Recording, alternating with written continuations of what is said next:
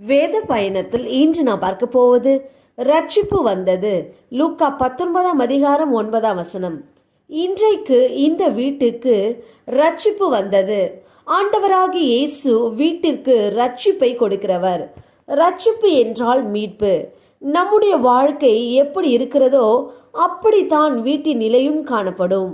கர்த்தர் ஒருவனுடைய பாவ சாப அக்கிரமங்களை மன்னித்து ரட்சிப்பார் என்றால் அந்த வீட்டிற்கும் ரட்சிப்பு உண்டாகும்.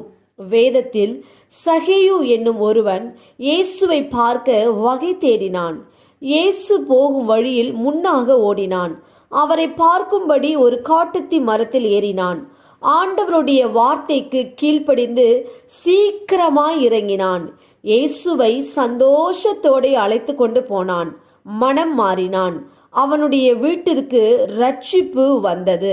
ஆம், நீங்களும் உங்களுடைய எல்லா பாவ சாப அக்கிரமங்களிலிருந்து நீங்க மனம் திரும்பி இயேசுவின் இடத்தில் வரும்போது உங்கள் பாவங்களும் மன்னிக்கப்படும், உங்கள் வீட்டிற்கும் ரட்சிப்பு வரும்.